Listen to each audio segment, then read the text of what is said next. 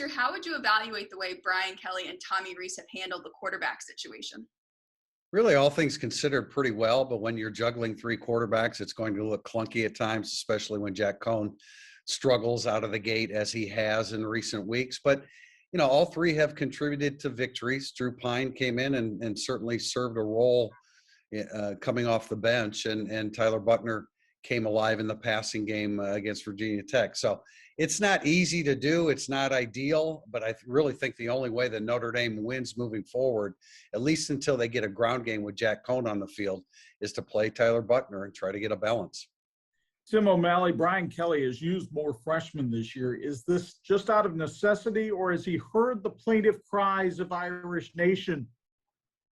I think it's out of necessity. I'm positive it's out of necessity. Right now, if you think about this, they have 5 scholarship wide receivers on the varsity, and the 6th one is Matt Salerno, the walk-on punt returner. They've had to use 2 freshman wide receivers, Logan Diggs, of course, at running back last week, 2 freshman tight ends, obviously Tyler Buckner, we kind of forget, there's a freshman as well, and nobody plans on using 2 starting left tackles at freshman.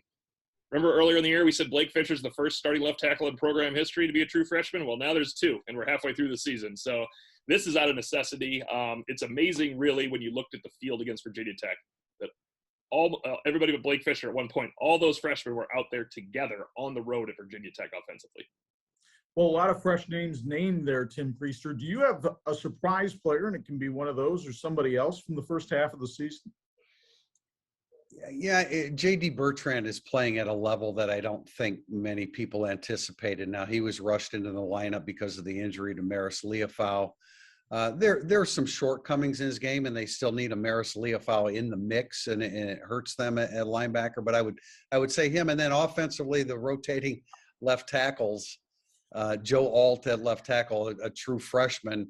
We expected Blake Fisher to play. He was very impressive in the spring and in the preseason. And they like Joe Alt. But he, as the 4th guy to start at that position, he's played the best of all of them, although Fisher was playing pretty well in the first half of the Florida State game. Tim O'Malley, who would be your surprise player? And don't copy Priester. Yeah, to stay away from the freshmen, I thought Cam Hart would be good. I didn't think he'd be this good. The last 3 games, it's 16 targets, 1 reception. Against Cam Hart, I did not see a converted wide receiver in his first year really playing and starting doing that well. And honestly, it might be cheating, but Drew Pine, I don't think many of us, if we talked in the summer, thought Drew Pine was going to win the Wisconsin game and would all be clamoring for him to win the Cincinnati game and maybe start the next week. So although he's not really in the plan right now, it's a long second half of the season. I think Pine might be the biggest surprise for me. Based on what Brian Kelly has said, what do you think is the biggest benefit for the Irish for the bye week? I tried to get something out of him on this with bye weeks and how they approach them and what tweaks can you make. But really this time I think it was the rest. I don't know if they played last week that Michael Mayer would have played. You're on thin ice if you're going to keep doing that without Michael Mayer. Chris Tyree probably wouldn't have played. We'll see if he can go. Tyler Buckner probably wasn't available. Remember, he hurt his ankle. It wasn't just a benching at the end for Jack Cohn. And I remember Kyron Williams after the game down in the bowels of Lane Stadium in Blacksburg saying, I don't want to look at a football after a couple practices this week. He was taking 4 or 5 days off. I think they really needed to rest. TP, I don't know if USC now stands for you're still coaching, but the fact of the matter is they've had a ton of turmoil around this program. Still, they've got talent. What concerns you most about the Trojans? Yeah, they've won 8 games in a row on the road, so that tells you a little something about them. Most of the concern is on the offensive side of the ball. Keaton Slovis is capable when you give him time. Drake London is just an absolutely incredible receiver. He can run the entire route tree.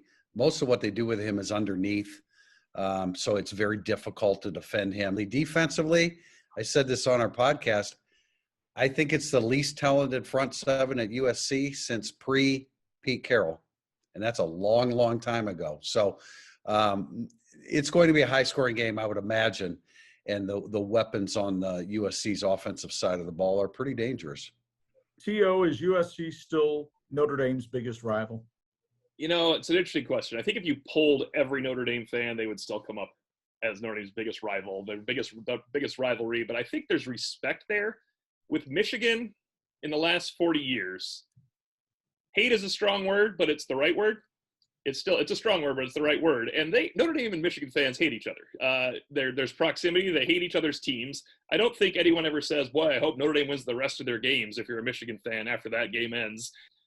Unless you are probably much older than me, you really dislike Michigan more than USC if you're a Notre Dame fan. And I'm almost positive it's vice versa.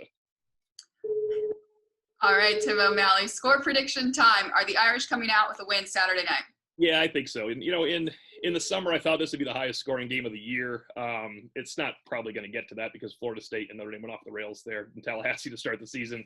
But I still think Notre Dame's going to be able to score coming out of the bye, getting healthier against this USC defense. And you're not holding Drake London and Keaton Slovis down the entire time either. I have Notre Dame 38, USC 27. And I guess that takes it a little bit over the total as well. I do think there'll be points scored Saturday night. Tim Prister, what say you? High scoring, definitely. I mean, I think USC's defense or offense is good enough that they're going to put some points up on the board. And as I mentioned, USC's won 8 in a row. So they're going to come in here feeling good about themselves, not so much at home where they can't win, but they're feeling good about themselves. But when it comes down to it, high scoring game, yeah, but I think just Notre Dame's overall discipline compared to USC's lack of discipline, they don't believe in contain on the defensive edge. You can run misdirection against them and get them on the move. I think Notre Dame wins this game, and my numbers are going to sound very familiar here because I do think that Notre Dame can put points on the board as well. I also have Notre Dame 38, USC 27.